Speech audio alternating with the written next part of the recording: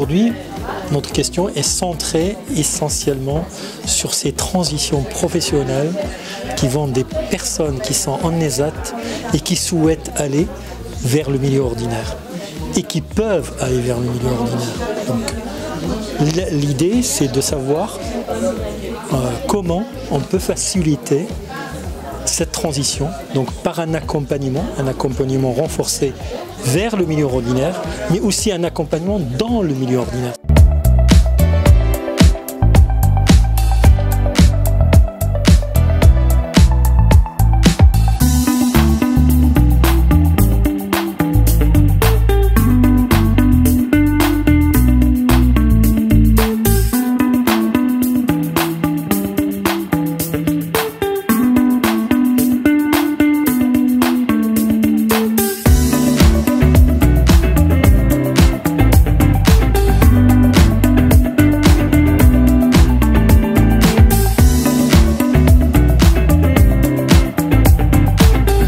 L'insertion des personnes handicapées fait partie de l'ensemble des publics insérés dans l'emploi. Donc l'enjeu, c'est un enjeu d'emploi durable pour la personne. Donc l'idée, c'est de voir comment chacun peut jouer son rôle dans cet espace vraiment d'accompagnement des personnes en situation de handicap en ESAT vers le milieu ordinaire.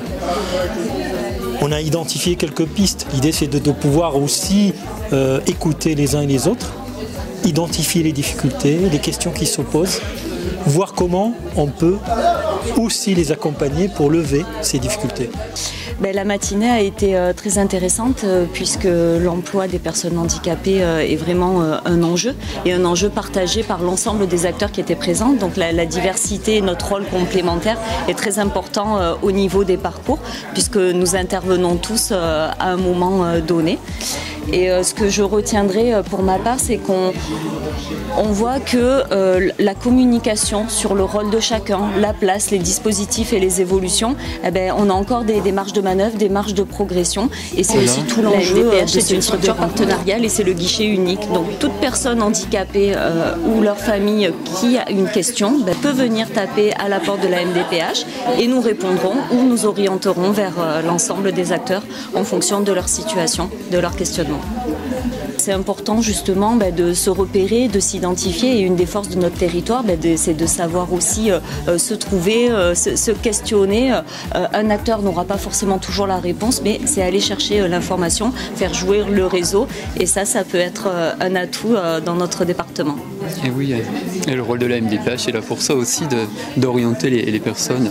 Donc les personnes qui font des demandes au niveau de la MDPH, mais aussi tous les partenaires qui ont besoin d'informations et nous on est là aussi pour les orienter vers des bons partenaires. La question qui se pose là aujourd'hui, c'est la disponibilité, le temps humain à consacrer à cet accompagnement du fait de la lourdeur du handicap sur tous les champs de la vie d'un salarié, d'un futur salarié, que ce soit d'une question, d'une problématique de compétences, de mobilité, de logement, de relations sociales au sein même de l'entreprise.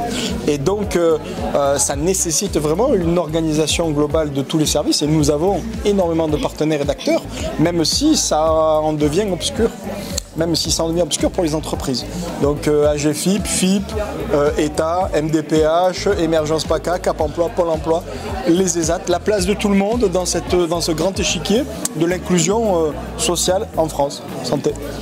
Donc l'idée générale est de sécuriser le parcours de la personne quand elle va sortir de l'ESAT sans rupture.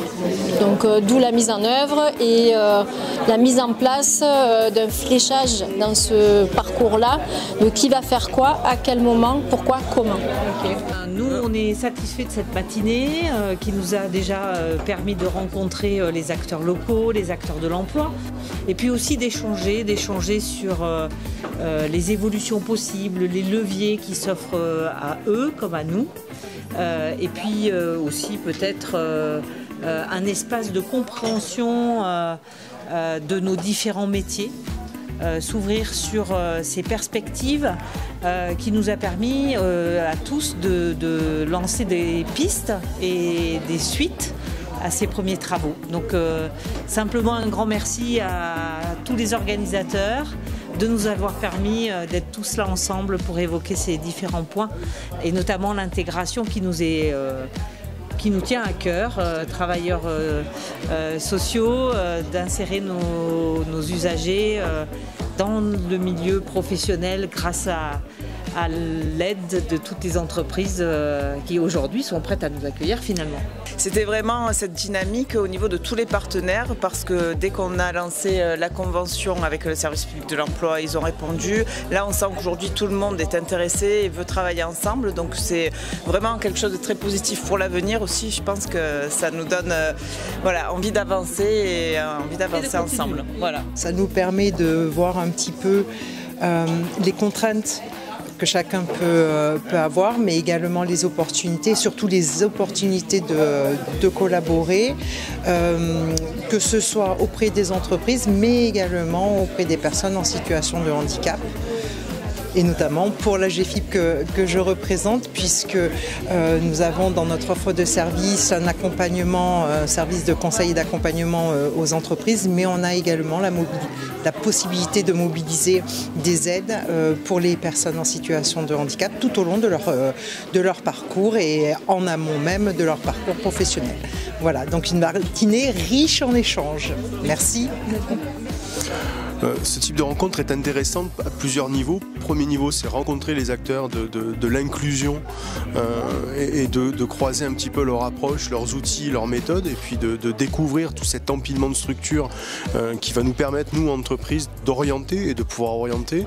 Donc nous, à l'UDE, on est porteur du club des entreprises s'engagent. On a une soixantaine d'entreprises qui sont engagées, dont un gros tiers qui sont engagés sur des questions de handicap. Donc ça va permettre de réunir les entreprises avec tous ces acteurs pour pouvoir bien orienter, et puis que les entreprises puissent aller au bout de leurs engagements en matière de handicap. Alors, la matinée s'est très bien déroulée, dans le sens où nous, en tant qu'employeurs, ça nous permet en fait de remettre un peu en place tous les partenaires du territoire, et ce qui nous permet de créer et développer notamment nos partenariats pour élaborer au mieux notre politique inclusion au sein de l'entreprise. Oui. J'ai ciblé aussi où aller chercher les infos. Et ça, c'est important en tant qu'employeur.